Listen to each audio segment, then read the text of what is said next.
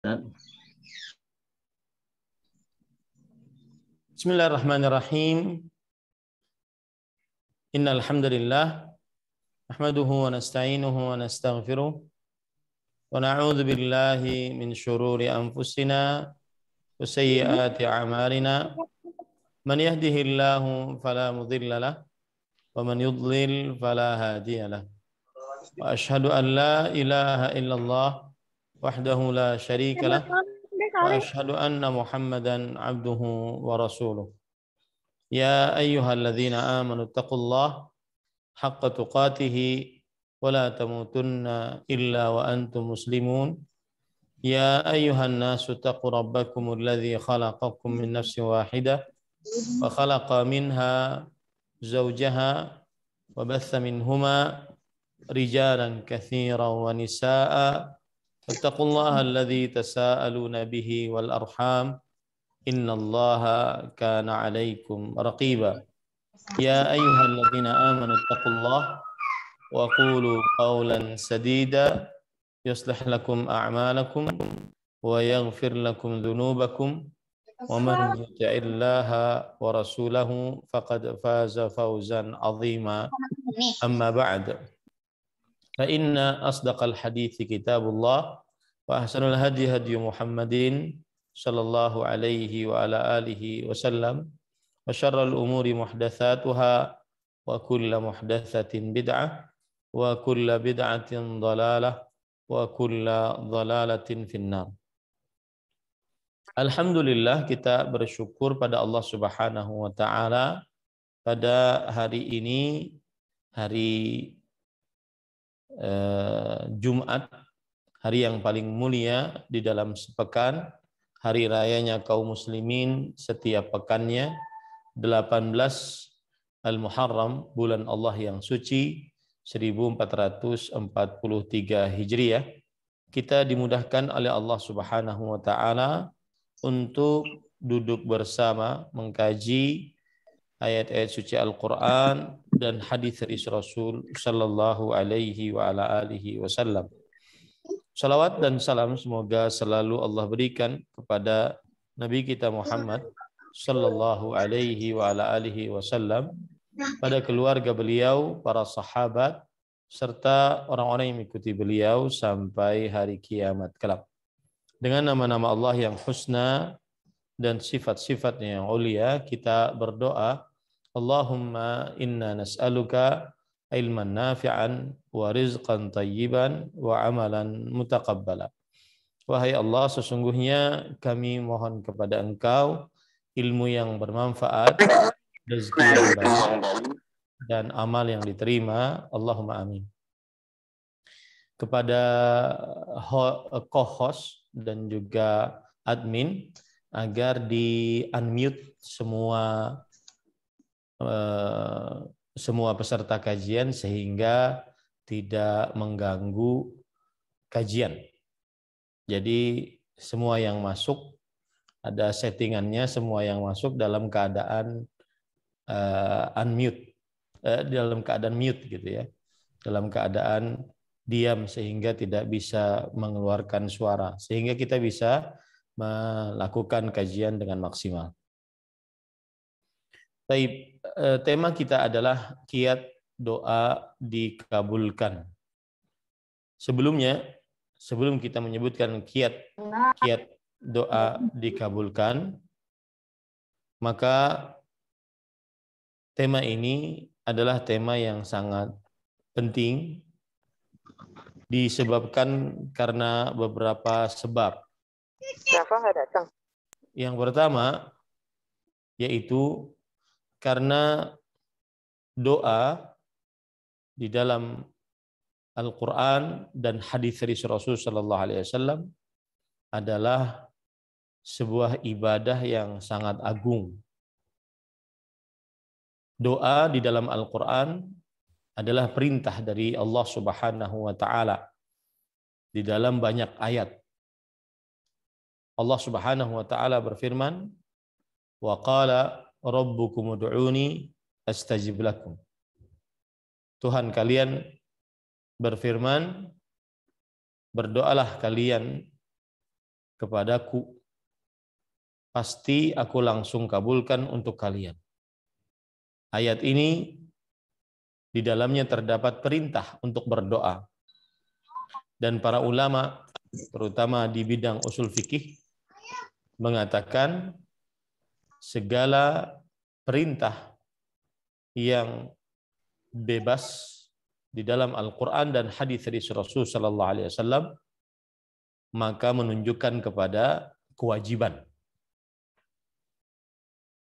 Ayat ini menunjukkan kepada perintah, dan perintah ketika dalam keadaan mutlak, bebas, tanpa ada batasan sedikit pun, maka menunjukkan kepada kewajiban. Maka berdoa adalah suatu kewajiban seorang muslim. Makanya saya katakan tema kita tentang doa ini sangat penting karena dia adalah kewajiban seorang muslim.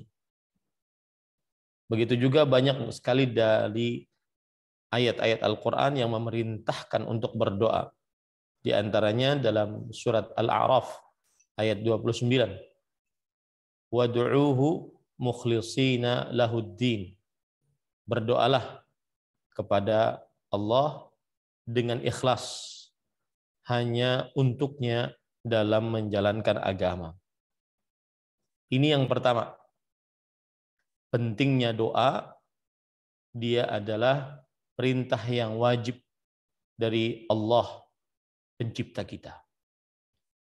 Kemudian pentingnya doa yang kedua, kalau dilihat dari ayat-ayat Al-Quran, adalah ayat lanjutan dari ayat tadi, yaitu surat Ghafir atau surat Al-Mu'min ayat 60. Innal ladzina yastakbiruna an ibadati sayadkhuluna jahannama dakhirin. Sesungguhnya orang-orang yang menyombongkan dirinya, tidak mau beribadah kepadaku.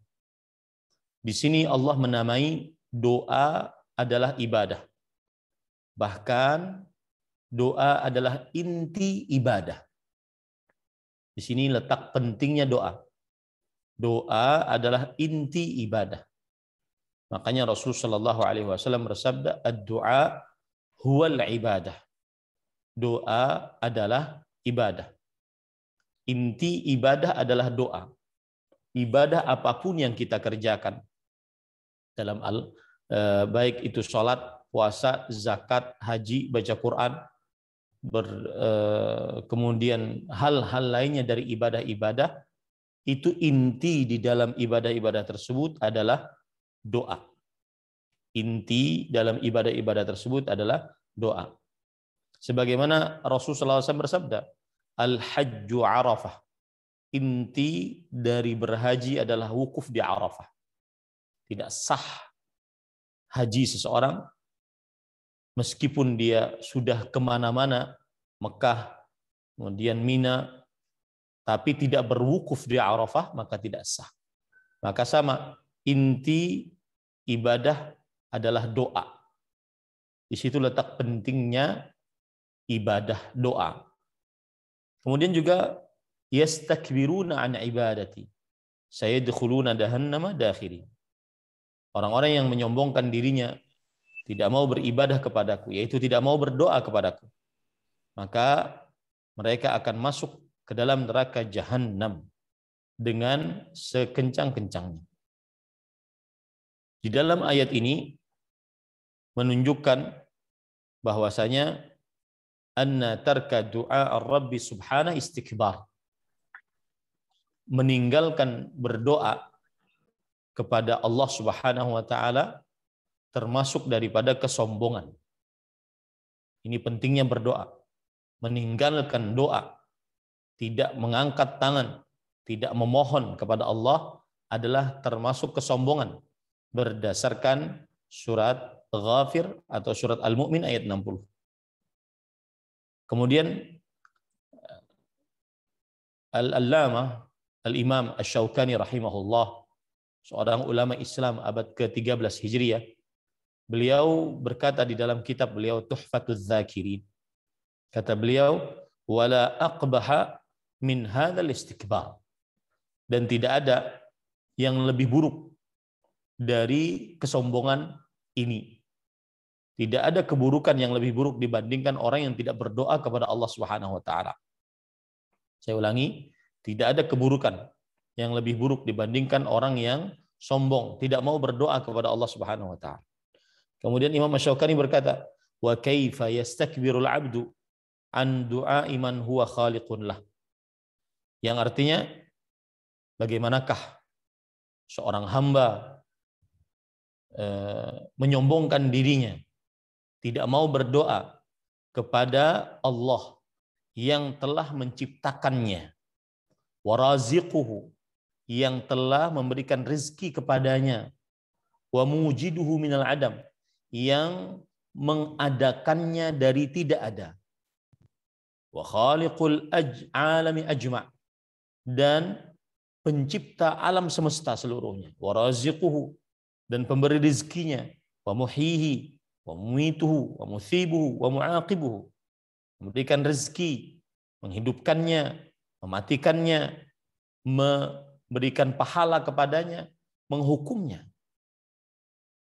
Kemudian beliau mengatakan lagi, fala syakka, maka tidak diragukan lagi, anna hadzal istikbara tarfun minal junun. Orang yang menyombongkan dirinya, tidak mau berdoa kepada Allah, tidak mau mengangkat tangan kepada Allah, ini adalah termasuk dari sebuah sifat kegilaan, wa syu'batun min kufranin ni'am, dan cabang dari kufur nikmat kepada Allah Subhanahu wa taala. Nah, ini menunjukkan, penjelasan ini menunjukkan bagaimana pentingnya berdoa dalam hidup seorang muslim, Kemudian kalau kita lihat lagi pentingnya berdoa dalam hidup seorang muslim, doa menurut Rasulullah sallallahu alaihi wasallam adalah bahwa ibadah yang paling mulia di sisi Allah. Tidak ada sesuatu yang lebih mulia di sisi Allah dibandingkan berdoa. Dalam hadis yang diriwayatkan oleh Imam Ahmad dan Imam Bukhari dalam kitab Al-Adabul Mufrad, bahwa Abu Hurairah radhiyallahu anhu meriwayatkan Nabi Muhammad sallallahu alaihi wa ala alihi wasallam bersabda, "Laisa syai'un akrama 'ala Allahi minad du'a." Tidak ada sesuatu apapun yang lebih mulia di sisi Allah dibandingkan doa. Tidak ada yang lebih mulia di sisi Allah dibandingkan doa. Kenapa? Mengapa ibadah doa ibadah yang paling mulia di sisi Allah? Karena kata Imam Asy-Syaukani rahimahullah, annahu yadullu ala qudratillahi ta'ala wa ajzid da'i. Saat seorang berdoa kepada Allah Subhanahu wa taala, menadah tangan, berarti dia sedang menunjukkan kuasa Allah dan menunjukkan lemahnya seorang hamba. Dan keadaan ini yang paling disukai oleh Allah dari seorang hamba. Saya ulangi, kenapa doa sangat mulia di sisi Allah? Sebagaimana hadis Rasulullah SAW. Penjelasan dari Imam Asy-Syaukani rahimahullah ta'ala, karena seorang yang berdoa, dia sedang menunjukkan Allah Maha Kuasa. Dan dia sedang menunjukkan hamba Maha Lemah. Dan itu yang paling dicintai oleh Allah Subhanahu wa ta'ala. Ini beberapa hal yang menunjukkan pentingnya berdoa kepada Allah Subhanahu wa ta'ala. Kemudian pentingnya berdoa yang lain adalah orang yang berdoa maka niscaya dicintai oleh Allah. Karena Allah sangat menyukai orang yang berdoa kepadanya. Dalam hadis riwayat Imam Tirmidzi dari sahabat Nabi Abdullah bin Mas'ud radhiyallahu anhu, bahwa Rasulullah sallallahu alaihi wasallam bersabda, "Salullaha min fadlih fa innallaha yuhibbu an yus'al." Yang artinya, mintalah kepada Allah karunia-karunia-Nya. Allah sangat mencintai untuk dimintai. Allah sangat mencintai untuk seseorang berdoa kepadanya. Allah sangat suka. Ini pentingnya doa dalam syariat Islam dan di dalam kehidupan seorang muslim. Pentingnya doa yang lain, bahwa doa menghilangkan murka Allah terhadap seorang hamba. Kapan hamba berdoa, hilang murka Allah. Semakin banyak berdoa seorang hamba kepada Allah, semakin banyak hilang murka Allah dari dirinya. Lihat dalam hadis riwayat Imam Ahmad bahwa Rasulullah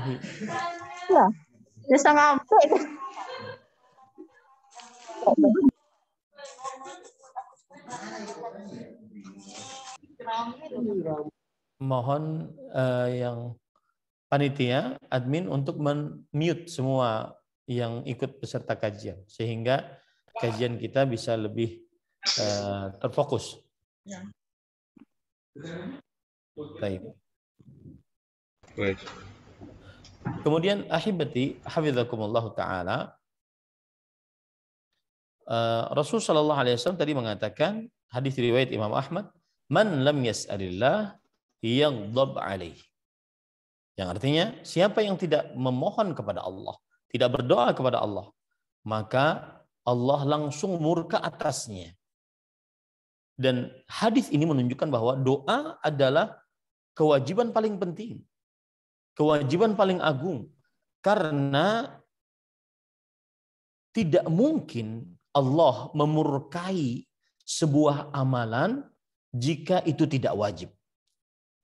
Tidak mungkin Allah memurkai sebuah amalan jika itu tidak wajib. Dan seorang muslim wajib menjauhkan dirinya dari apa saja yang mendatangkan murka Allah Subhanahu wa ta'ala. Kemudian ahibati hafizakumullah ta'ala, termasuk dari hal yang penting di dalam perihal berdoa adalah bahwasanya doa tanda tawakal. Semakin banyak berdoa, semakin dia dinyatakan sebagai hamba yang bertawakal kepada Allah Subhanahu wa ta'ala. Doa adalah tanda tawakal kepada Allah Subhanahu wa ta'ala. Sebagian orang mengira bahwasanya bertawakal adalah dia bersandar diri kepada Allah tanpa berdoa. Ini keliru. Doa, ketika seseorang berdoa, maka dia berarti sedang bertawakal kepada Allah Subhanahu wa ta'ala. Seperti misalkan Nabi Yunus alaihi salam, ketika beliau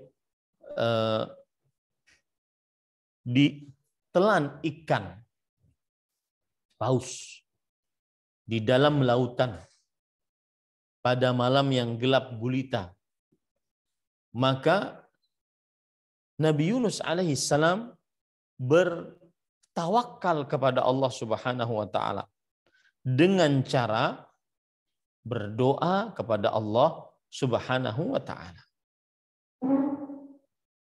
Allah Subhanahu wa ta'ala menceritakan tentang Nabi Yunus, yaitu fanada fil dhulumat alla ilaha illa anta subhanak inni kuntu minadh dhalimin.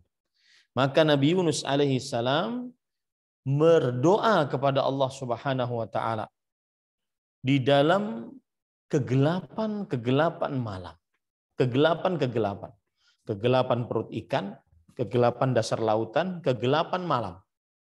Alla ilaha illa anta subhanak inni kuntu minadh dhalimin. Bahwa tidak ada ilah yang berhak diibadahi kecuali Engkau, Maha Suci Engkau. Sesungguhnya aku termasuk orang-orang yang zalim. Ini menunjukkan bahwasanya Nabi Yunus alaihissalam, beliau orang yang bertawakal.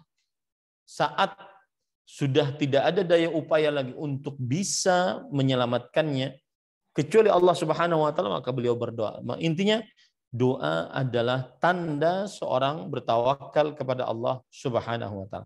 Semakin dia berdoa, semakin dia bertawakal kepada Allah Subhanahu wa ta'ala. Kemudian termasuk dari pentingnya doa dalam kehidupan seorang muslim, terutama kita dalam keadaan penyakit mewabah begitu luar biasa sehingga menjadi pandemi COVID-19, mudah-mudahan Allah segera mengangkat penyakit ini, yaitu bahwa dalam hadis riwayat Imam Ahmad disebutkan doa penahan bala dan musibah sebelum turunnya. Dalam hadis riwayat Imam Ahmad, Rasulullah SAW bersabda, "Wala yaruddul qadara illa du'a." Tidak ada yang menolak ketetapan Allah kecuali doa. Tidak ada yang menolak ketetapan Allah kecuali doa. Kata Imam Asy-Syaukani rahimahullah, fihi dalilun ala annahu subhanahu yadfa'u bid-du'a ma qad qadahu 'ala al-'abd.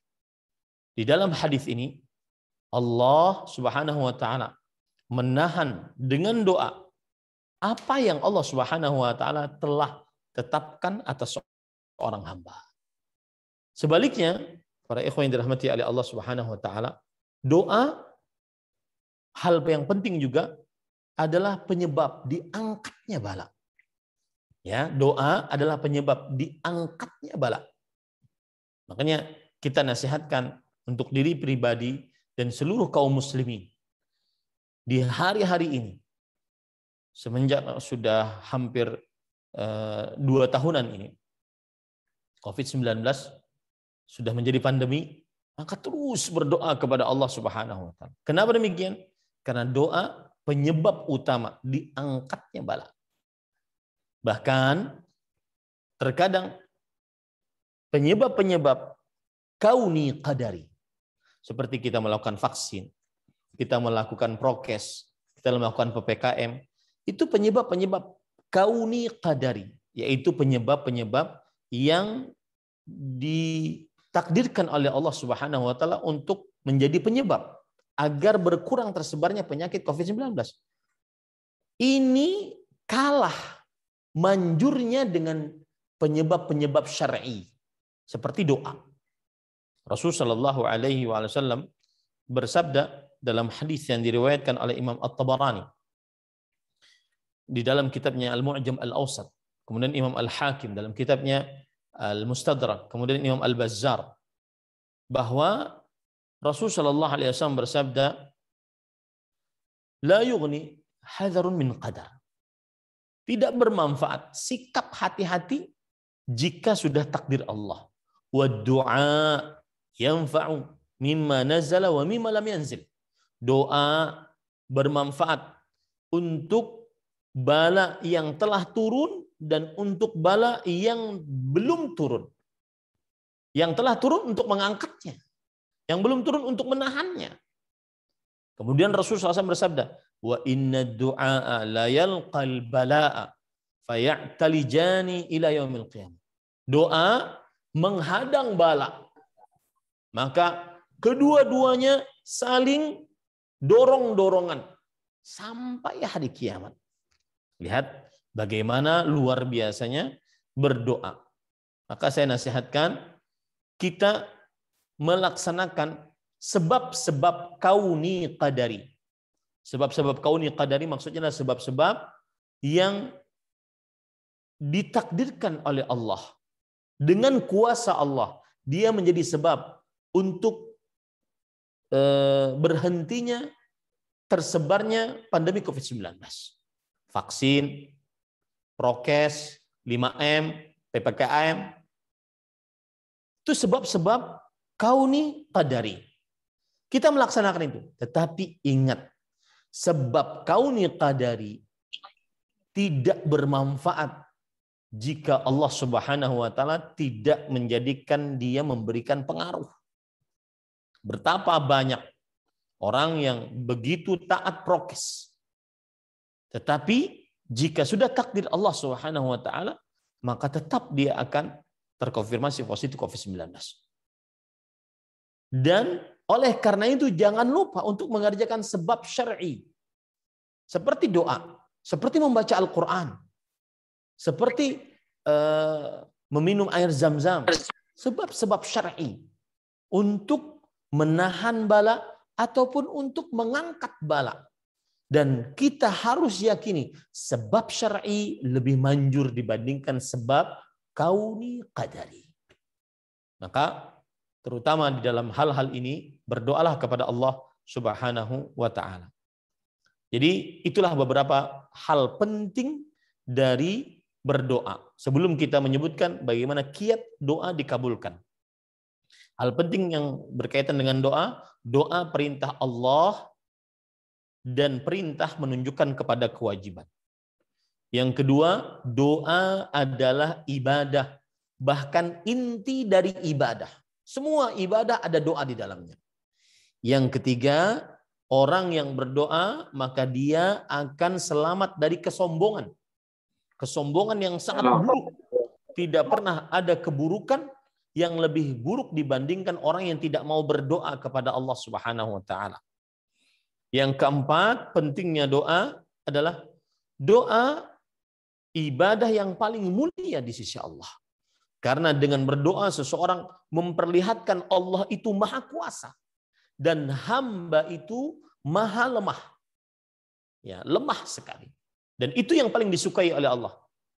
Yang kelima yaitu doa adalah mendatangkan cinta Allah Subhanahu wa taala. Siapa yang ingin dicintai oleh Allah, maka hendaklah dia banyak-banyak berdoa. Semakin dia berdoa, semakin dicintai oleh Allah Subhanahu wa taala. Kemudian yang keenam, doa adalah menjauhkan dari murka Allah. Doa menjauhkan dari murka Allah Subhanahu wa taala. Semakin dia banyak berdoa, semakin jauh dia dari murka Allah Subhanahu wa taala. Yang ketujuh, doa adalah tanda orang bertawakal kepada Allah. Sebagian orang bertawakal hanya memaknai bersandar diri kepada Allah. Tetapi dia tidak berdoa, maka ini kurang tawakalnya. Kemudian yang kedelapan, doa adalah yaitu seorang yang berdoa maka dia akan doa merupakan penahan bala sebelum terjadinya. Yang kesembilan, doa penyebab diangkatnya bala. Doa penyebab diangkatnya bala oleh Allah Subhanahu wa taala. Yang kesepuluh mungkin saya tambahkan yaitu orang yang berdoa maka berarti dia terlepas dari sifat yang menunjukkan dia malas. Orang yang berdoa, dia terlepas dari sifat pemalas. Kenapa? Karena tinggal minta. Masa tinggal minta dia masih lemah. Orang yang paling lemah adalah orang yang tidak berdoa. Orang yang paling pemalas bukan kaum rebahan, tetapi kaum yang tidak berdoa kepada Allah Subhanahu wa taala. Dalam hadis riwayat Imam Ibnu Hibban, Rasulullah sallallahu alaihi wasallam bersabda, "A'jazun nas man 'ajaza 'anid du'a." Orang yang paling lemah, orang yang paling malas adalah orang yang paling lemah dalam berdoa. Tidak mau berdoa kepada Allah Subhanahu wa taala. Ini para ikhwan yang dirahmati oleh Allah. Yang ke-11 kita berhenti pada angka yang ganjil karena Allah Subhanahu wa taala mencintai yang ganjil, bahwa doa adalah tanda keimanan. Keimanan kepada Allah, keimanan kepada kuasa Allah, keimanan kepada Allah Maha Zat yang paling berhak untuk diibadahi, keimanan terhadap nama-nama dan sifat-sifat Allah Subhanahu wa taala. Nah, ini. Sekarang kita masuk kepada kiat agar doa dikabulkan oleh Allah Subhanahu wa taala. Kiat agar doa dikabulkan oleh Allah Subhanahu wa taala. Dan kiat-kiat ini saya ambilkan dari sebuah kitab yang berjudul Ad-Du'a Alladzi La Yurad. Doa yang tidak ditolak. Yang ditulis oleh Fadilatul Syekh Al-Allamah Profesor Dr. Abdul Razzaq bin Abdul Muhsin Al-Badr hafizahumullah taala. Beliau menyebutkan bahwasanya doa yang tidak ditolak ada beberapa sebab. Ya, yang pertama, perhatikan baik-baik. Hudurul qalbi wajtima'uhu 'alal matlub. Saat berdoa, hatinya hadir. Hatinya hadir saat dia berdoa. Apa yang dia minta, dia benar-benar menanamkannya di dalam hati. Karena ada sebagian orang yang lisannya qomat kamit, tangannya menadah, tetapi pikirannya kemana-mana. Hatinya tidak hadir. Maka salah satu doa yang dikabulkan adalah doa seorang yang berdoa ketika itu dia hatinya hadir. Dan dia mempunyai tekad atas apa yang dia minta kepada Allah Subhanahu wa taala. Ya. Dia benar-benar hatinya menghadap kepada Allah Subhanahu wa taala. Doanya bukan hanya sekedar qomat kamit pada lisan, tetapi hatinya lalai. Dia menggerakkan lisannya, ya, tetapi tidak menghadirkan hatinya.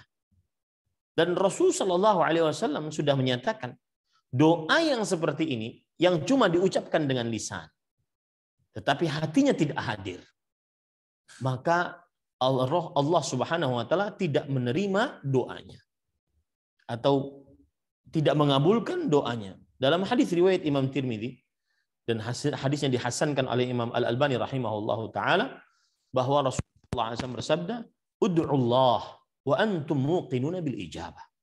Berdoalah kepada Allah dalam keadaan kalian yakin dikabulkan doa.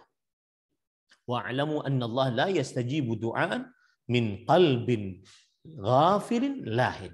Dan ketahuilah Allah tidak menerima doa dari hati yang lalai dan tidak fokus. Yang lalai dan tidak fokus. Ini para ikhwah. Nah, kemudian kita harus tahu apa sih hati yang sedang lalai. Hati yang tidak hadir saat berdoa. Di antaranya adalah terlalu banyak bergerak saat berdoa. Maka ada sebagian orang berdoa, lisannya berucap doa, tetapi tangannya main ke sana kemari, pandangannya melihat menoleh ke sana kemari, ya. Maka ini menunjukkan bahwa hatinya tidak hadir saat dia berdoa kepada Allah Subhanahu wa taala. Dalam riwayat Abu Nuaim Al-Asfahani dalam kitabnya Hilyatul Auliya, Umar ibnu Abdul Aziz rahimahullah, seorang tabi'i dan seorang khalifah. Beliau melihat seorang lelaki berdoa, ya. Kemudian di tangannya ada semacam batu-batuan dan dia memegang batu-batuan tersebut. Lagi sambil doa dia megang-megang batu-batuan. Kata Umar bin Abdul Aziz, seorang tabi'i, bahkan beliau disebut-sebut sebagai Al-Khalifah Ar-Rashid Al-Khamis, khalifah yang kelima yang rasyid, ya, tapi bukan dari kalangan sahabat. Maka Umar bin Abdul Aziz berkata, "Ala alqaital hasah wa akhlasta ila Allah du'a?" Apakah engkau tidak meletakkan itu batu dan kemudian engkau memurnikan doa kepada Allah? Kalau di zaman sekarang mungkin ya sambil berdoa sambil buka-buka, sambil berdoa sambil buka-buka. Ya, sambil buka-buka handphone, megang handphone dan seterusnya. Ini para ikhwah yang dirahmati oleh Allah Subhanahu wa taala. Maka ada sebagian orang lisannya mungkin berdoa, kemudian tetapi tangannya sibuk dengan touchscreen, melihat handphone dan semisalnya. Ini para ikhwah yang dirahmati oleh Allah Subhanahu wa taala. Maka sekali lagi, perkara yang pertama, siapa yang ingin dikabulkan doanya oleh Allah Subhanahu wa taala, hendaknya dia menuju Allah dengan hatinya saat dia berdoa dan berusaha mengumpulkan, menghadirkan hatinya, pemikirannya atas apa yang dia minta kepada Allah Subhanahu wa taala dan tidak menyibukkan dengan selain apa yang dia lakukan dari doa. Ya. Kenapa? Karena yang namanya hati tidak bisa diajak untuk 2 atau 3 atau 4 atau pekerjaan-pekerjaan yang lainnya. Dia hanya fokus untuk satu pekerjaan saja. Perkara yang kedua, yaitu memperhatikan waktu-waktu yang mustajab. Ada kira-kira 6 waktu yang mustajab. Yang pertama, 1/3 malam terakhir. Ini adalah waktu yang paling diharapkan pengabulan doa di dalamnya. Dan waktu yang paling agung dalam berdoa. Sebagaimana hadis riwayat Imam Bukhari dan Muslim. Nabi Muhammad sallallahu alaihi wasallam bersabda, "Yanzilu Rabbuna tabaraka wa ta'ala kulla lailatin ila sama'id dunya hina yabqa thuluthul lailil akhir. Thuluthul lailil akhir. Fayaqul man yad'uni fa astajib lah, man yas'aluni fa a'tiyah, man yastaghfiruni fa aghfir lah. Yang artinya Tuhan kita Allah Subhanahu wa taala turun ke setiap malam ke langit dunia ketika tersisa sepertiga malam terakhir. Cara menghitung sepertiga malam terakhir bagaimana? Misalkan waktu, saya lihat dulu ya. Waktu sholat. Waktu sholat, misalkan kita lihat di Jakarta, ya, sholat maghrib itu sekarang bulan Agustus, yaitu sekitar jam 17.55. Anggap kita jam 18. Tayyib, jam 18 biar mudah. Kemudian waktu subuh kita lihat di situ jam 4.40. Jam 4.40. Ya. Tayyib, kita caranya menghitung bagaimana? Misalkan jam 18 kita mulai menghitungnya. Jam 18, 19, 20, 21, 22, 23, 24, 1, 2, 3, 4, 40. Berarti sekitar 10 jam 40 menit. 10 jam 40 menit. Maka 10 jam 40 menit ini dibagi menjadi 3. 10 jam 40 menit ini dibagi menjadi 3. Kita hitung. Dari mulai 18, 19, 20, 21. 21.30 itu adalah sepertiga malam pertama. 21.30 itu adalah sepertiga malam pertama. Taib.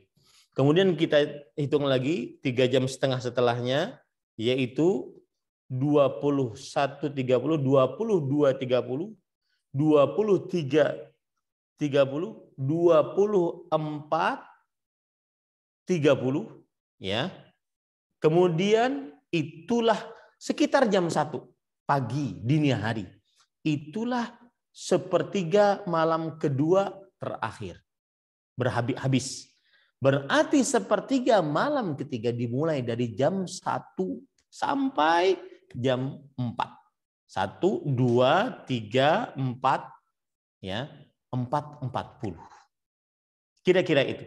Jam 1 sampai jam 4.40 itu adalah sepertiga malam terakhir. Malam yang paling agung untuk dikabulkan doa. Malam yang paling diharapkan untuk dikabulkan doa. Kemudian Allah berfirman, siapa yang berdoa kepadaku pada saat itu, aku kabulkan untuknya. Siapa yang meminta kepadaku, aku akan langsung kasih kepadanya. Siapa yang beristighfar kepadaku, aku akan ampuni dia. Ini hadis menunjukkan waktu yang sangat berkah dan sangat diharapkan dikabulkan doa. Maka setiap muslim semestinya beristihad, bersungguh-sungguh menggunakan kesempatan baik ini dan gigih untuk bisa bangun pada waktu ini. Ya, kalau seandainya di waktu Indonesia Barat jam 4.40 itu subuh, maka kita bangun jam 4. Masih ada 40 menit. Sepertiga malam terakhir kita bisa sholat berdoa kepada Allah Subhanahu wa taala. Yang kedua, waktu yang sangat mustajab adalah saat azan. Yaitu setelah azan langsung. Ini waktu yang sangat agung untuk berdoa. Ya, setelah azan langsung. Sebagaimana hadis yang diriwayatkan oleh Imam Abu Daud bahwa Rasulullah Abdullah bin Amr bin As radhiyallahu anhuma berkata, anna rajulan qala Nabi sallallahu alaihi wasallam. Ada seseorang bertanya kepada Nabi SAW, ya Rasulullah, innal muadzinina yafdulunana ay sabaquna bil fadli. Faqala Nabi sallallahu alaihi wasallam, qul kama yaqulun fa idzan tahaita fasal tu'ta. Wahai Rasulullah, orang-orang yang mengumandangkan azan, mereka mendahului kami dalam berbagai macam pahala karena azan mereka. Lalu kami yang tidak azan bagaimana? wahai Rasulullah sallallahu alaihi wasallam. Maka Rasulullah SAW mengatakan, ucapkanlah sebagaimana para muadzin mengucapkannya. Jika engkau telah mengucapkan azan sebagaimana muadzin mengucapkannya, berdoalah, doamu dikabulkan. Berdoalah, doamu dikabulkan. Ini menunjukkan ada keterikatan menjawab azan dan berdoa setelah azan. Maka jangan ngobrol kalau lagi azan dikumandangkan. Jawablah azan tersebut. Lalu setelah itu berdoalah. Maka perhatikan baik-baik. Semestinya seorang muslim ketika mendengar azan, dia menjawab azan tersebut. Allahu Akbar, Allahu Akbar. Maka yang mendengar, Allahu Akbar, Allahu Akbar. Allahu Akbar, Allahu Akbar. Yang mendengar, Allahu Akbar, Allahu Akbar. Terus seperti sampai selesai. La ilaha illallah, la ilaha illallah. Langsung berdoa. Itu waktu mustajab. Ada dua kaitan. Menjawab azan dan langsung berdoa berdasarkan hadis tadi. Kemudian keadaan yang ketiga. Yaitu antara berdoa antara azan dan iqamah. Ini lain berarti. Lain dengan yang tadi. Ya, Rasul sallallahu alaihi wasallam bersabda dalam hadis riwayat Imam Abu Daud, "Ad-du'a la yuraddu bainal adhani wal iqamah." Doa tidak ditolak antara azan dan iqamah. Dan ini beda yang tadi ya, yang dua beda. Doa tidak ditolak antara azan dan iqamah. Kemudian juga Nabi Muhammad sallallahu alaihi wasallam bersabda dalam hadis riwayat Imam At-Tayalisi dalam kitabnya Al-Musnad dan hadis yang disahihkan oleh Imam Al-Albani rahimahullah. Idza nudiya bis salah futihat abwabus sama wastujiba lahu wastujibat du'a. Jika dikumandangkan azan, dibukakan pintu-pintu langit dan dikabulkan doa. Makanya seorang muslim semestinya memperbanyak doa di waktu ini, yaitu antara azan dan iqamah. Antara azan dan iqamah. Yang keempat, yaitu dubur setiap sholat. Dubur itu akhir setiap sholat, yaitu sebelum salam, sesudah mengucapkan innaka hamidum majid. Ya, setelah tahiyat, kemudian tasyahud, kemudian baca salawat, kemudian diakhiri dengan innaka hamidum majid, maka berdoa setelah itu. Ya, berdoa setelah itu. Rasul sallallahu alaihi wasallam bersabda dalam hadis yang diriwayatkan oleh Imam Bukhari dan Muslim dari Abdullah bin Mas'ud radhiyallahu anhu bahwa thumma yatakhayyar minad du'a a'jaba ilaihi fayad'u. Kemudian dia pilih doa yang paling menariknya. Kemudian dia berdoa. Karena ini waktu yang sangat mustajab. Kenapa demikian waktu yang sangat mustajab? Karena bukankah ketika orang tahiyat dia mengucapkan at-tahiyyatu lillah wassalawat wattayyibat. Dia memuji Allah Subhanahu wa taala. Kemudian dia setelah itu mengucapkan salam kepada orang-orang yang beriman. Kemudian dia setelah itu bersolawat. Kemudian setelah itu baru dia berdoa. Artinya ada adab-adab dalam berdoa dia kerjakan. Makanya dia adalah keadaan yang paling mustajab untuk berdoa. Salah satu keadaan yang paling mustajab untuk berdoa. Yang kelima, yaitu saat imam naik ke atas mimbar pada hari Jumat sampai selesai sholat. Saat imam naik ke atas mimbar pada hari Jumat sampai selesai sholat.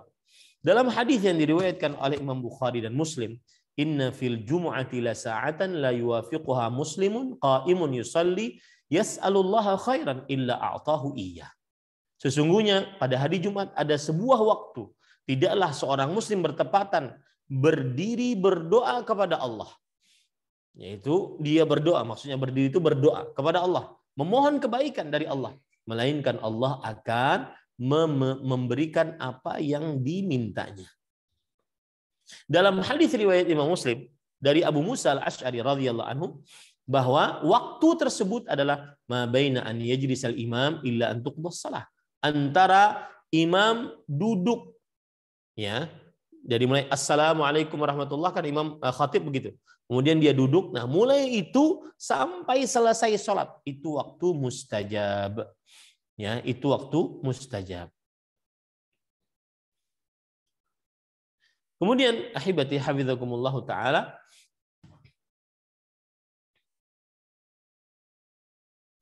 termasuk daripada waktu yang mustajab yang keenam adalah akhir waktu setelah sholat asar. Akhir waktu setelah sholat asar.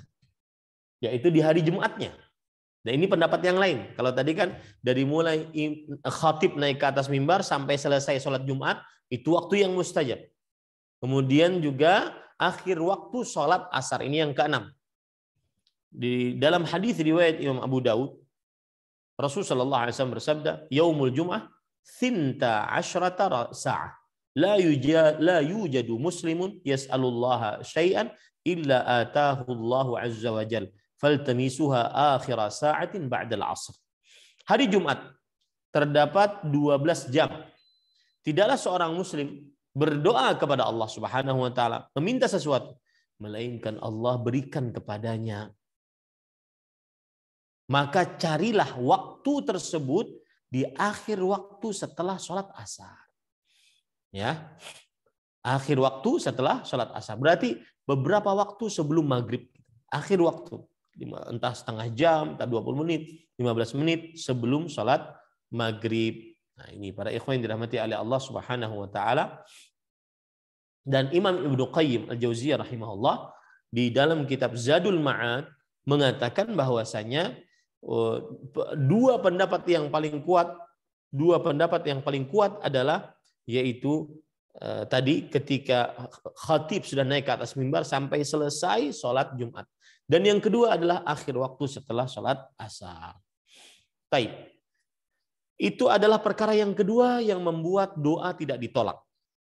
Yaitu mencari waktu-waktu yang mustajab. Perkara yang ketiga, hati yang khusyuk dan tunduk, patuh, menghinakan diri di hadapan Allah.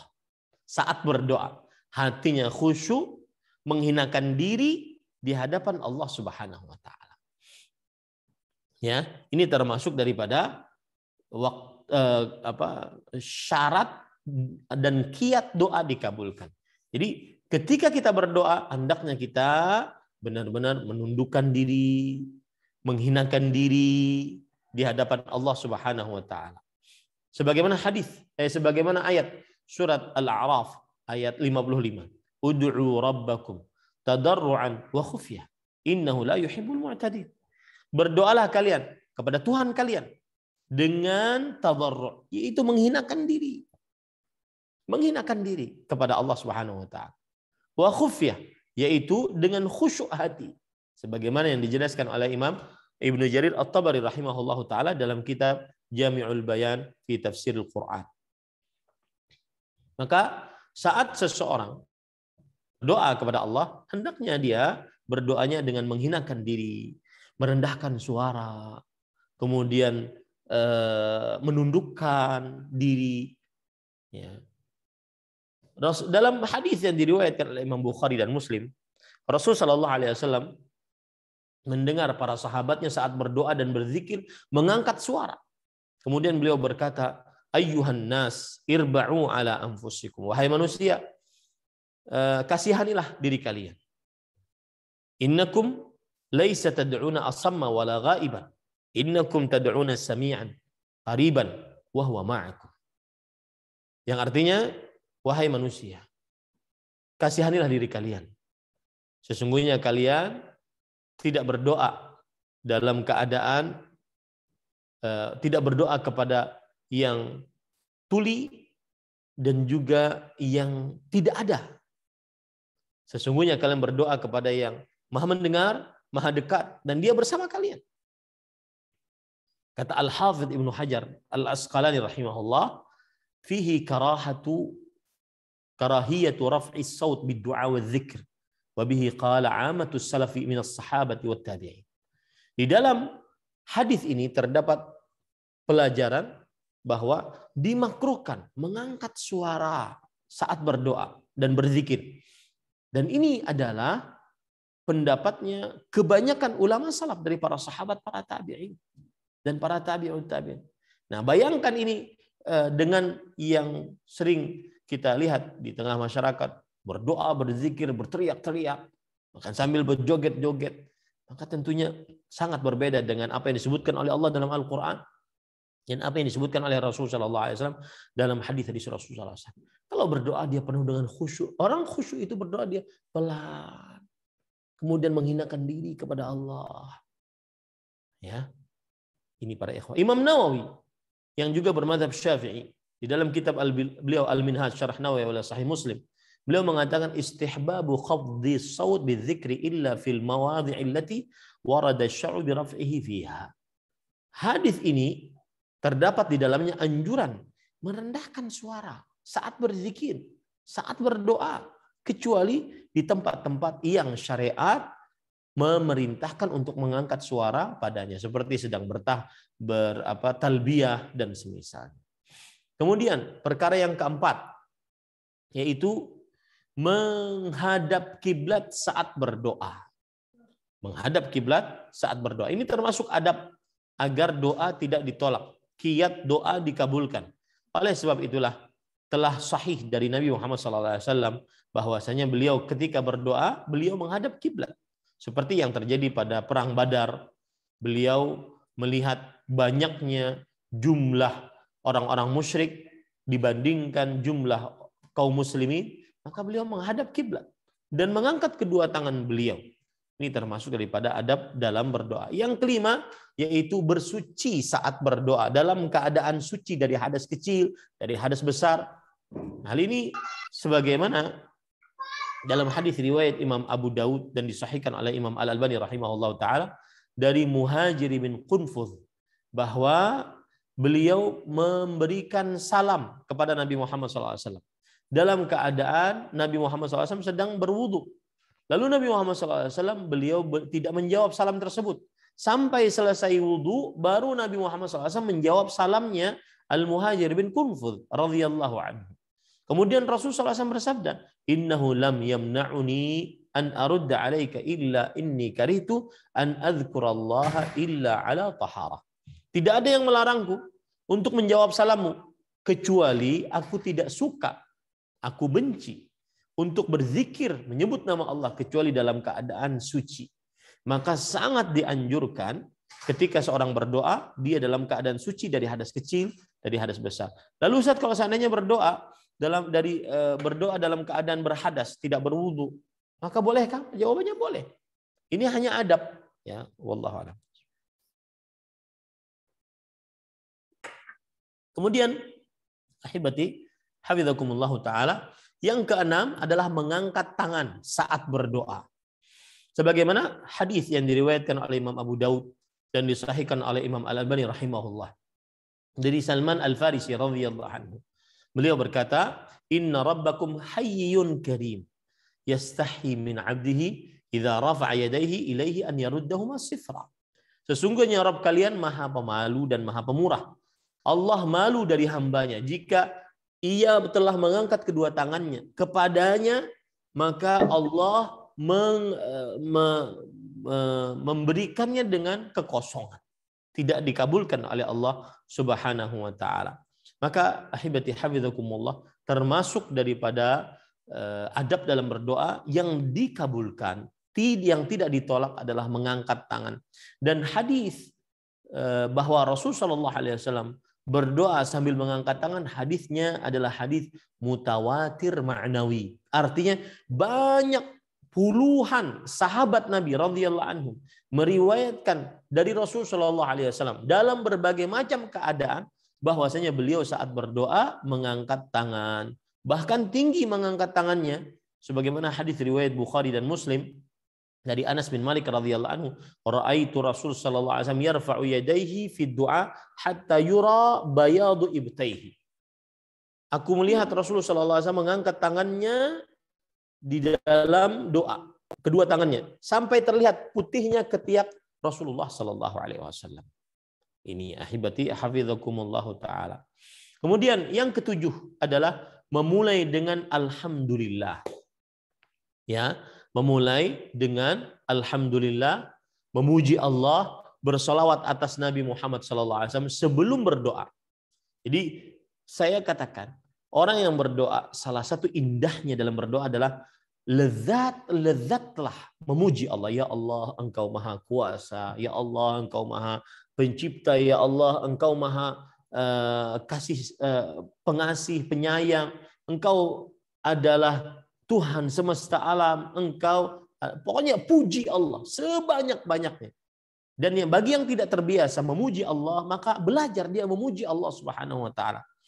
Ya, belajar dia memuji Allah. Makanya kalau kita bulan Ramadan, terkadang imam berdoa saat sholat witir, doanya panjang. Sebenarnya kadang-kadang 15 menit, 20 menit itu hanya pujian kepada Allah Subhanahu wa taala. Ya. Kemudian setelah memuji baru bersolawat. Dalil yang menunjukkan akan ini surah Al-Fatihah. Ketika kita membaca surah Al-Fatihah, Bismillahirrahmanirrahim, Alhamdulillahirabbil alamin, Ar-Rahmanir Rahim, Maliki Yaumiddin. Itu semua pujian terhadap Allah Subhanahu wa taala. Maka saya katakan yang belum terbiasa memuji Allah, silahkan membiasakan dirinya, belajar berlezat-lezat lisannya untuk memuji Allah Subhanahu wa taala. Seperti misalkan Rabbana lakal hamdu kama yanbaghi li jalali wajhika wa 'azimi sultanik. Ya Allah, segala puji bagi Engkau sebagaimana yang pantas untukmu, sebagaimana sesuai dengan keagunganmu, sesuai dengan kemuliaanmu. Ya. Kemudian hamdan katsiran thayyiban mubarakan fi. Segala puji bagi Engkau dengan pujian yang banyak, dengan pujian yang paling baik, dengan pujian yang penuh dengan berkah. Ya, ini pujian terhadap Allah Subhanahu wa taala. Kemudian setelah itu bersolawat. Dan solawat ini adalah pelancar dikabulkannya doa. Sebagaimana hadis riwayat Imam Abu Daud, Imam Tirmidzi dan disahihkan oleh Imam Al-Albani rahimahullahu taala bahwa dari Fadalah Ibn Ubaid radhiyallahu anhu, beliau mendengar Rasulullah sallallahu alaihi wasallam orang berdoa di dalam salatnya dan tidak memuji Allah, tidak bersalawat atas Rasul sallallahu alaihi wasallam. Lalu Nabi Muhammad SAW mengatakan, ajilah hadza. Orang ini terlalu tergesa-gesa dalam doanya. Belum memuji Allah langsung minta, belum bersalawat atas Rasulullah sallallahu alaihi wasallam langsung meminta. Ya, ini tergesa-gesa di dalam doanya. Nah, para ikhwan yang dirahmati oleh Allah Subhanahu wa taala, kemudian Rasul sallallahu alaihi wasallam bersabda, "Idza shalla ahadukum falyabda bitahmidi rabbih wathana alaihi thumma yusalli ala nabi sallallahu alaihi wasallam thumma yad'u ba'du bima syaa." Jika salah seorang dari kalian berdoa, maka hendaklah dia memulai dengan memuji Allah Subhanahu wa taala Tuhannya dan mengagungkan Allah Subhanahu wa taala. Kemudian bersalawat atas Nabi Muhammad sallallahu alaihi wasallam. Kemudian dia memohon apa saja yang dikehendakinya setelah itu. Nah, ini ahibati hafizakumullahu taala. Taib. Kemudian setelahnya yaitu yang saya lanjutkan ya, tapi dengan cepat karena waktu saya ingin ada juga yang bertanya ya. Yang kedelapan yaitu bertaubat, beristighfar kepada Allah Subhanahu wa taala. Ya. Kemudian yang kesembilan terus memohon kepada Allah dan tidak mengatakan kenapa belum dikabulkan. Ini yang kesembilan, terus memohon kepada Allah dan tidak mengatakan mengapa belum dikabulkan oleh Allah Subhanahu wa taala. Yang namanya tergesa-gesa di dalam berdoa. Yang ke-10 yaitu saat dia berdoa hendaknya dia senantiasa mengumpulkan antara dua sikap. Sikap harap doanya agar dikabulkan, takut doanya tidak dikabulkan oleh Allah Subhanahu wa taala. Ya. Kemudian yang ke-11 dia bertawassul. Apa itu arti tawassul? Mengerjakan sesuatu yang baik agar doanya dikabulkan. Bertawassul dengan nama-nama Allah yang husna. Ya, misalkan ya Allah yang Maha Razzaq, urzuqni. Wahai Allah yang Maha luas rezekinya, maka berikanlah rezeki kepadaku. Ya. Bertawassul dengan nama-nama Allah yang husna. Kemudian yang terakhir, yang sebelum terakhir yaitu ke-12 adalah yaitu bersedekah sebelum berdoa. Bersedekah sebelum berdoa. Ini termasuk kiat agar doa dikabulkan oleh Allah Subhanahu wa taala. Bersedekahlah sebelum berdoa. Kemudian yang ke-13 terakhir yaitu hendaklah berdoa dengan doa-doa yang diberitakan oleh Rasul sallallahu alaihi wasallam dalam hadis-hadis yang sahih ataupun di dalam ayat-ayat suci Al-Qur'an. Nah, ini 13 kiat doa dikabulkan oleh Allah Subhanahu wa taala. Mohon maaf dari nomor 8 sampai nomor 13 belum ada penjelasannya, hanya poin-poinnya. Tetapi alhamdulillah semuanya sudah selesai. Mudah-mudahan kita bisa mengamalkannya. Sekarang waktunya untuk pertanyaan. Siapa yang ingin bertanya dipersilahkan. Wallahu a'lam. Nah. Masya Allah. Terima kasih Ustadz atas pemaparan materinya. Untuk sesi berikutnya kita lanjut dengan pertanyaan dari kolom chat Ustadz. Pertanyaan yang pertama dari Bapak Teguh Martono, beliau bertanya, Bismillah, Assalamualaikum. Mohon izin bertanya Ustadz, bagaimana sesuai syar'i sikap kita terhadap ajakan doa bersama dalam suatu forum misalnya? Apa yang dibaca minimal, bila ada yang memimpin, cara mengaminkan yang syar'i gimana Ustadz? Syukron. Bismillah, walhamdulillah, wassalatu wassalamu ala rasulillah wa ala alihi wa sahbihi wa wala. Doa bersama jika dilakukan sesekali tanpa ada keterikatan dan kerutinitasan, maka diperbolehkan. Misalkan sekarang saya mengajak kepada para jamaah sekalian yang mengikuti kajian, kita berdoa kepada Allah Subhanahu wa taala dengan nama-nama Allah yang husna dan sifat-sifatnya yang ulia. Kemudian saya memuji Allah. Kemudian saya berselawat atas Nabi Muhammad SAW. Kemudian saya berdoa. Lalu Bapak Ibu mengaminkan. Maka ini diperbolehkan. Pada waktu yang tidak ada penentuannya, tidak ada kerutinannya. Kalau seandainya ada penentuannya, waktu, tempat, jumlah bilangan, sebab, tata cara, dan jenis, maka ini memerlukan dalil. Adapun sesekali tidak mengapa. Taib, kalau seandainya misalkan ada orang mengajak berdoa bersama, dan kita anggap itu adalah sesekali, maka kita aminkan. Amin, amin, amin. Ya, dan boleh untuk mengangkat tangan, tidak mengapa. Wallahu a'lam. Nah.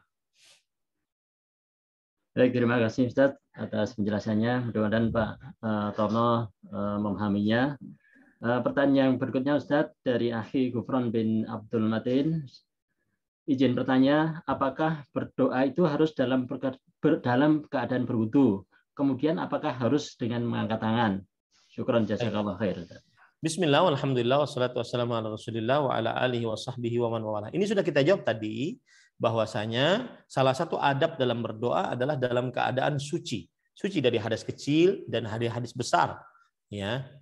Karena bagaimanapun keadaan suci tidak sama dengan keadaan yang tidak suci. Tetapi ini sebatas adab. Kalau seandainya ada orang berdoa dalam keadaan dia batal wudunya, apakah boleh? Boleh. Apakah ada kesempatan untuk dikabulkan? Ada sekali kesempatan untuk dikabulkan. Kemudian apakah harus mengangkat kedua tangan? Maka jawabannya iya. Termasuk adab dalam berdoa yang sangat dianjurkan adalah mengangkat kedua tangan. Karena dia menunjukkan kepada lemahnya seorang hamba. Dia menunjukkan kepada fakirnya seorang hamba terhadap Allah Subhanahu wa taala. Dia menunjukkan kepada hinanya seorang hamba, dan itu Allah Subhanahu wa taala sangat menyukainya. Tetapi ada keadaan-keadaan yang mana Rasulullah SAW berdoa dan tidak mengangkat tangan, maka kita lebih baik tidak mengangkat tangan. Seperti misalkan saat dalam keadaan sesudah berwudu. Nah, kita kan berdoa, ya, berdoa kepada Allah sesudah berwudu. Nah, belum ada riwayatnya sepengetahuan saya yang sangat pendek ini bahwa Rasulullah SAW mengangkat tangan saat itu. Maka pada saat itu kita tidak mengangkat tangan, tetap kita berdoa kepada Allah Subhanahu wa taala. Begitu juga misalkan saat mau makan, doa Rasulullah SAW adalah mengucapkan bismillah saja, setelah bismillah baru makan. Tidak perlu kita mengangkat tangan, ya, karena belum ada dalil dari Rasul Shallallahu Alaihi Wasallam. asal hukum berdoa, adabnya adalah mengangkat tangan. Dan bahkan saya sebutkan tadi, dia adalah hadisnya mutawatir. Mutawatir ma'nawi. Tetapi dalam keadaan-keadaan tertentu yang Rasulullah SAW tidak mengangkat tangan, kita lebih tidak mengangkat tangannya demi mencontoh Rasul Shallallahu Alaihi Wasallam. Wallahu a'lam. Nah. Baik, terima kasih Ustadz. Pertanyaan selanjutnya dari Akhi Dwi Purwanto. Assalamualaikum Ustadz. Barakallahu fiik. Izin bertanya, jika kita sudah berdoa dan berusaha melakukan sebab kauniyah, namun belum kunjung dikabulkan, apakah kita masih memiliki dosa sehingga terhalang, ataukah Allah memang mau memberi pahala sabar untuk hambanya? Syukran Ustaz. Bismillah, walhamdulillah, wassalatu wassalamu ala rasulillah, wa sahbihi wa man walah. Ada beberapa hal yang patut diperhatikan saat tidak atau belum dikabulkan doa. Yang pertama, yaitu kita tidak diperbolehkan untuk menyatakan bahwa doa saya belum dikabulkan. Tidak. Doa saya belum dikabulkan. Doa saya belum dikabulkan. Ya, ini namanya tergesa-gesa dalam berdoa. Itu satu. Yang kedua, terkadang doa seseorang sudah dikabulkan oleh Allah, tetapi dia tidak merasa. Kenapa? Karena Rasulullah SAW bersabda dalam hadis riwayat Imam Muslim, "Ma min muslimin yad'u bida'wah." Tidaklah seorang muslim berdoa dengan sebuah doa, "Laisa fiha ithmun wala qati'atu rahim." Tidak ada di dalamnya doa untuk berbuat dosa. Tidak ada juga di dalamnya doa untuk memutuskan hubungan rahim. Illa stajaballahu bi ihda thalath. Melainkan Allah telah mengabulkan untuknya dengan salah satu dari 3 perkara. Yang pertama, an yastajiballahu da'watahu. Allah langsung mengabulkan doanya sebagaimana yang dia minta. Yang kedua, an yuakhirallahu fil akhirah, an yudakhirahu fil akhirah. Allah Subhanahu wa taala menyisakan pengabulan doanya nanti di akhirat. Yang ketiga, an yasrifa minas su'i mithlaha. Allah memberikan pengabulan lain dalam bentuk lain. Karena yang dia minta mungkin mudarat bagi dia. Nah, ini yang kadang-kadang tidak terasa oleh dia. Seorang yang sakit, kena COVID-19, berdoa kepada Allah, belum sembuh-sembuh. Ternyata Allah berikan kepada dia yang lain. Sehingga dia sebenarnya sudah dikabulkan doanya. Karena yang dia minta tidak bagus untuk agamanya, tidak bagus untuk dirinya, tidak bagus untuk keluarganya, atau yang semisalnya. Ini yang kadang tidak dipahami oleh sebagian orang yang berdoa kepada Allah Subhanahu wa taala. Kemudian yang ketiga, ada hikmah-hikmah di balik terlambatnya pengabulan doa oleh Allah Subhanahu wa taala. Yang pertama, bahwa semakin lama semakin kita akhirnya terus berdoa, semakin banyak pahalanya. Satu. Yang kedua, semakin lama pengabulan doa, maka semakin kita bersabar. Di balik itu juga terdapat pahala. 2. Yang ketiga, semakin lama pengabulan doa, semakin kita makin menancapkan di dalam hati bahwa Allah Maha Kuasa. Allah mau mengabulkan, Allah tidak mengabulkan, itu kehendak Allah. Semakin kuat berarti tauhid kita. Ya, ini para ikhwan yang dirahmati oleh Allah Subhanahu wa taala. Yang keempat, terkadang pilihan Allah lebih baik dibandingkan sangkaan pilihan manusia. Ya, manusia menginginkan A, B, C, D. Ternyata Allah memilihkan E, D, E, F, G. Ternyata E, F, G lebih baik bagi dia dibandingkan A, B, C, D. Ini kadang kita tidak paham akan hal itu karena manusia tidak mengetahui akan hal gaib, apa yang akan terjadi pada dirinya. Dan banyak sekali hikmah-hikmah, kalau seandainya saya kupas satu-satu habis nanti waktunya. Nah, silakan pertanyaan yang lain. Ya, terima kasih Ustadz. Kami lanjutkan pertanyaan yang berikutnya dari Ibu Aisyah Nur. Assalamualaikum Ustadz. Di antara waktu mustajab berdoa adalah di hari Jumat pada asar sampai dengan sebelum maghrib. apakah ada zikir tertentu selain zikir petang yang dianjurkan untuk dibaca pada saat itu untuk menyertai doa-doa yang kita panjatkan? Jazakallah khair, Ustaz. Bismillah, walhamdulillah, wassalatu wassalamu ala rasulillah wa ala alihi wa sahbihi wa man wala. Adapun berdoa di hari Jumat setelah sholat asar sebelum maghrib, maka tidak ada zikir khusus. Tetapi secara umum, hari Jumat ada beberapa amalan yang patut kita perhatikan. Dari mulai sholat subuhnya. Yang pertama yaitu seseorang menyebutkan di dalam sholat subuhnya dia setelah surat Al-Fatihah membaca surat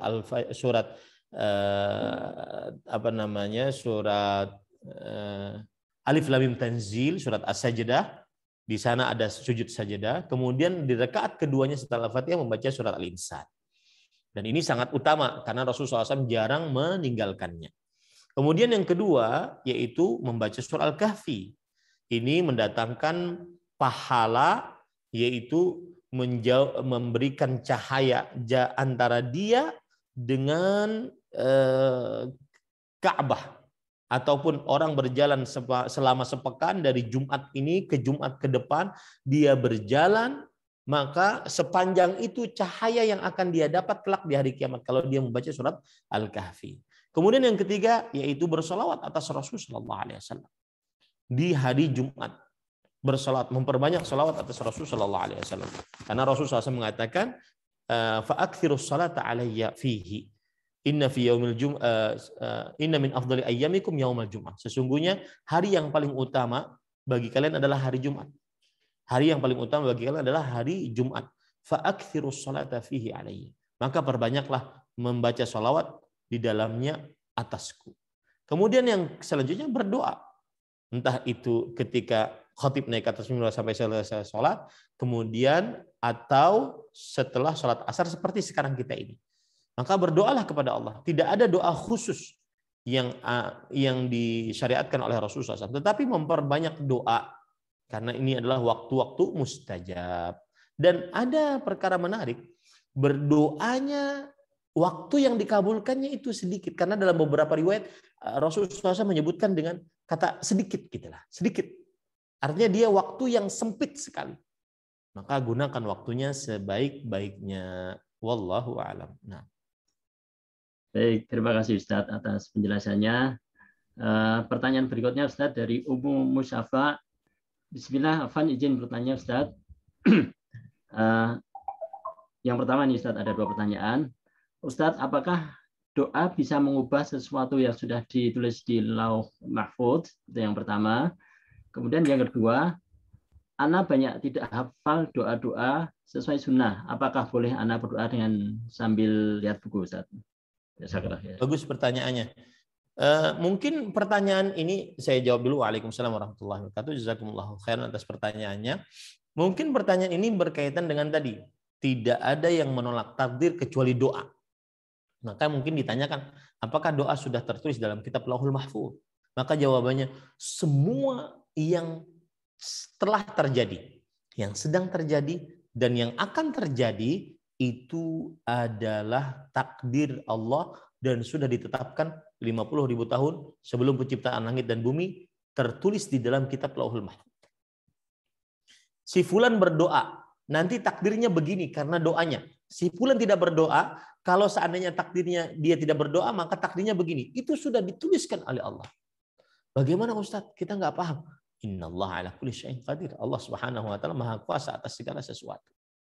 Jadi semuanya sudah ditakdirkan oleh Allah Subhanahu wa taala dalam kitab Al-Lauhul Mahfuz. Baik. Makanya tugas kita ketika Rasulullah sallallahu alaihi wasallam ditanya oleh para sahabat, "Ya Rasulullah, rufi'atil aqlam wa jaffatus suhuf, fa fima al-amal?" Wahai Rasulullah, pena pencatat takdir di kitab Lauhul Mahfuz sudah diangkat. Lembaran-lembaran takdir, lembaran-lembaran Lauhul Mahfuz sudah kering. Lalu kenapa kita beramal? Semuanya kan sudah ada takdirnya. Kata Rasulullah SAW apa? I'malu fa kullun muyassarun lima khuliqalah. Beramallah, berdoalah banyak-banyak. Sesungguhnya seseorang akan dimudahkan sesuai dengan apa yang ditakdirkan untuknya. Ya, maka yang paling mudah adalah berdoalah, maka dengan berdoa engkau akan mendapatkan takdir. yang terbaik. Begitu cara berpikirnya. Berdoalah, dengan berdoa engkau akan mendapatkan takdirmu yang terbaik. Enggak usah mikir, Ustaz, saya ini apa ya? Surga atau neraka ya? Kalau saya berdoa dapat surga enggak ya? Gitu. Enggak usah mikir itu. Berdoalah semoga dan engkau akan mendapatkan takdir yang baik dari Allah Subhanahu wa taala. Nah, kemudian tentang apa namanya tadi? Doa takdir Sambil membaca, Ustaz. Hah? Sambil baca buku, Ustaz. Bolehkah seorang berdoa sambil membaca buku karena tidak banyak hafal? Maka jawabannya boleh. Jawabannya boleh. Kalau seandainya dia di luar sholat, boleh. Bahkan di luar sholat dia dengan bahasa sendiri boleh. Tetapi kita katakan tadi, berdoalah dengan doa-doa yang ada dalam Al-Quran atau hadis dari Rasul Sallallahu Alaihi Wasallam yang sahih, itu lebih utama. Karena dia lebih berkah, dia wahyu dari Allah.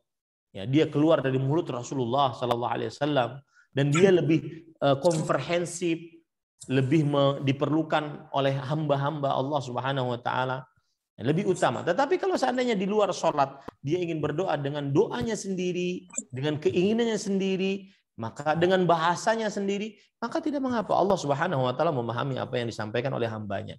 Tetapi kalau untuk di dalam sholat, maka lebih utama dia memakai apa yang ada dalam Al-Quran dan hadis dari Rasulullah SAW dan bacaan-bacaan sholat. Wallahu a'lam. Nah.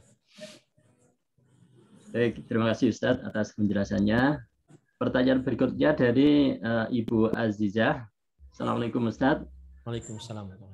Apakah untuk zikir ketika kita sedang bekerja, berjalan, dan lain-lain harus menghadirkan hati? Karena itu agak sulit. Baik.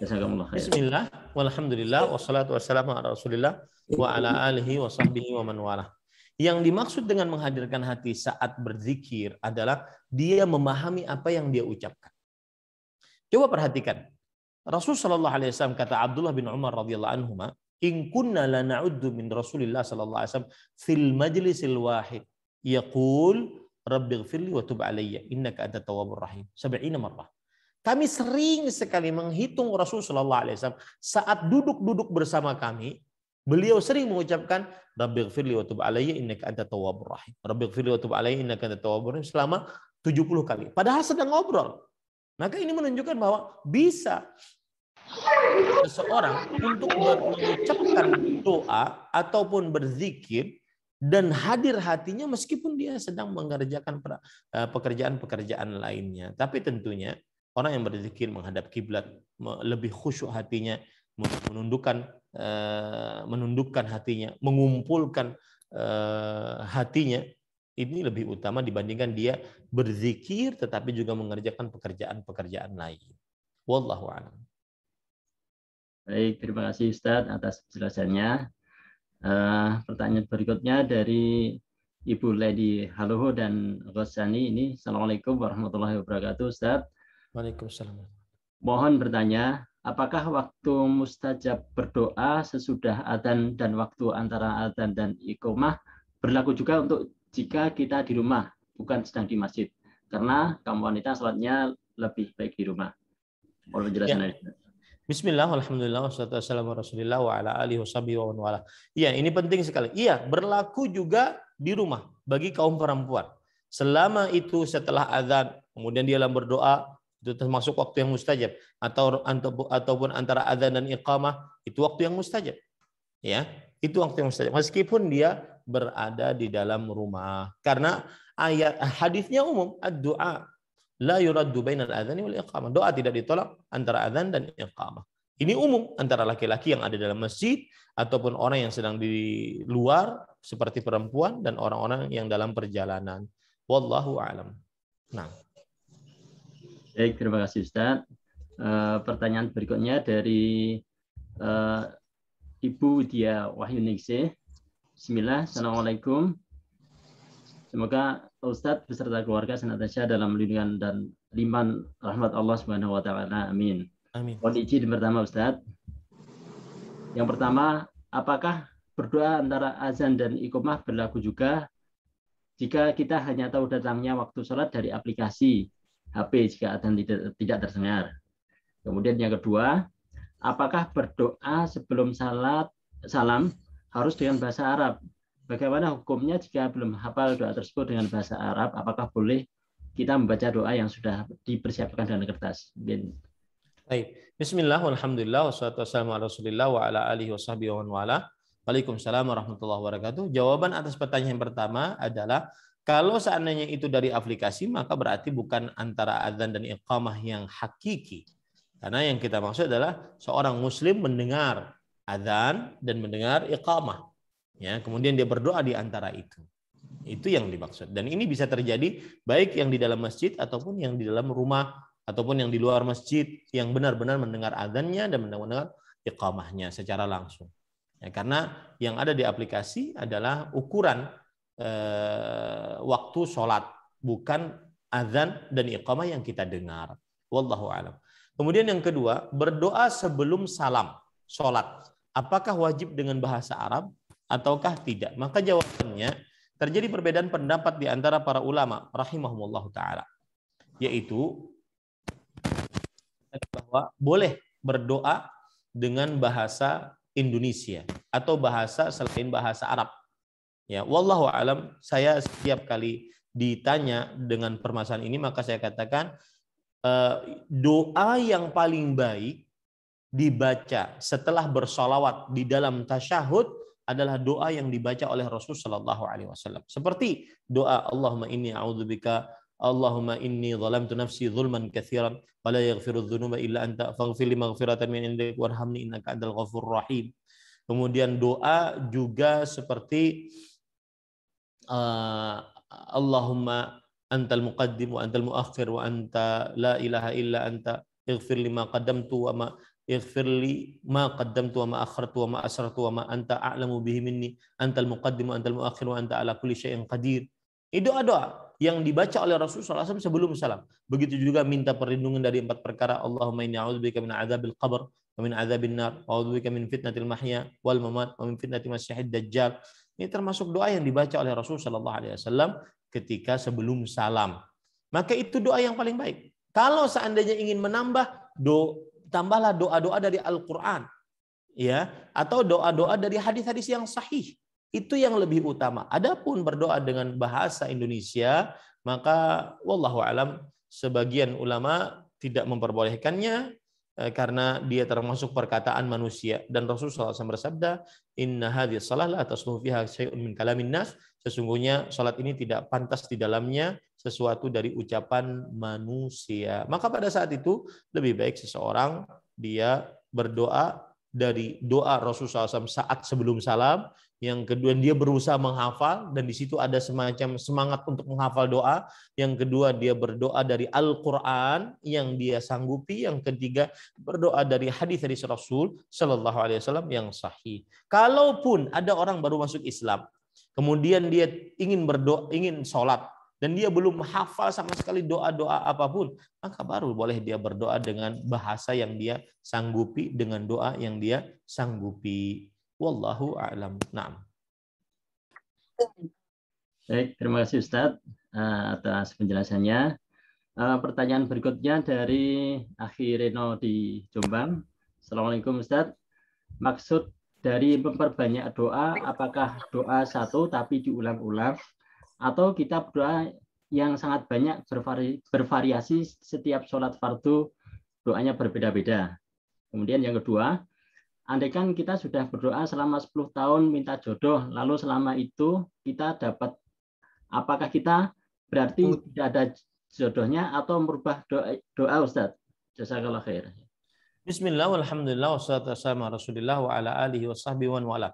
Dua-duanya boleh dilakukan. Apakah dia memperbanyak doa dalam artian satu doa dia ulang-ulang, atau dia memperbanyak doa berbagai macam doa dia baca. Diperbolehkan untuk dibaca sebelum salam, dan itu waktu mustajab berdoa, terutama doa untuk orang tua agar mendapatkan maghfirah, doa untuk anak agar mendapatkan anak yang saleh qurratu ain, doa untuk dijauhkan dari mendapatkan kebaikan di dunia, mendapatkan kebaikan akhirat, dijauhkan dari nerakanya Allah Subhanahu wa taala. Ini doa-doa umum yang sering sekali dibaca oleh Rasulullah SAW, itu sangat utama dibaca di dalam sholat sebelum salam.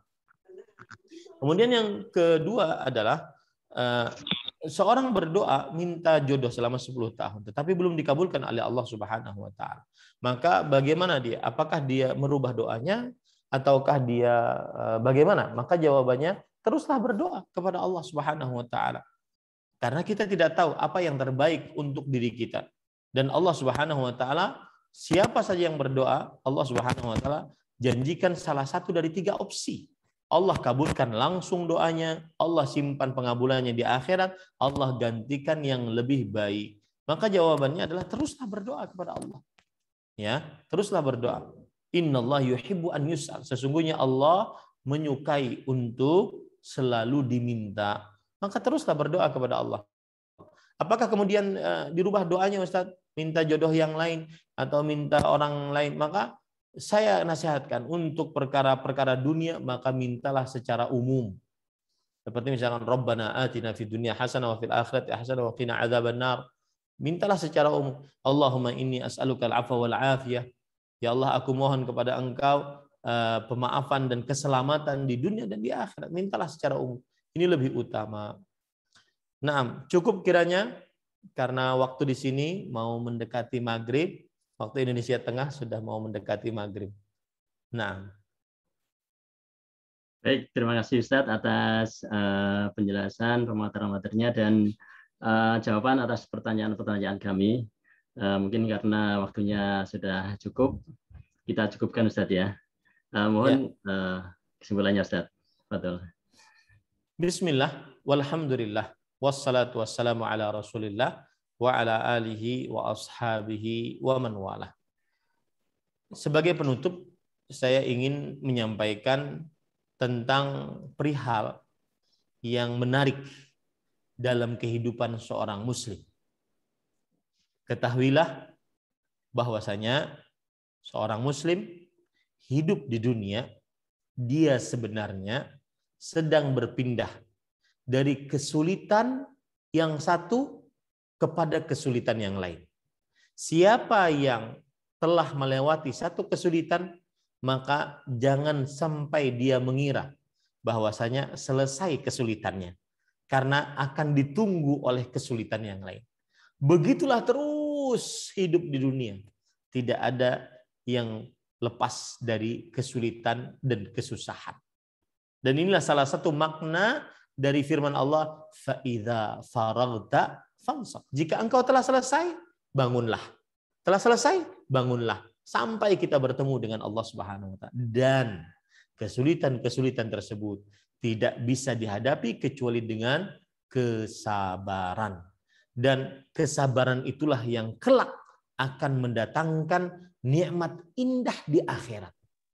Kesabaran itulah yang kelak akan mendatangkan nikmat indah di akhirat. Maka saat pandemi COVID-19, tragedi penyakit, tragedi ekonomi, tragedi pendidikan, tragedi macam-macam, silaturahim, tragedi macam-macam banyak terjadi dalam pandemi COVID-19 ini, maka teruslah bersabar atas ujian-ujian, kesulitan-kesulitan, kemudahan-kemudahan. Karena hakikatnya manusia yang hidup di dunia, dia berpindah dari satu kesulitan kepada kesulitan yang lain. Selesai kesulitan ini, maka akan mendapatkan kesulitan yang lain yang diuji dengan dirinya.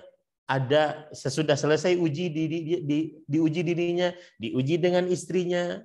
Sesudah selesai diuji dengan istrinya, diuji dengan anak-anaknya, susah untuk dinasihati, susah untuk diajak takwa, taat kepada Allah, diuji dengan hartanya, diuji dengan keluarganya, diuji dengan macam-macam. Sampai dia bertemu dengan Allah.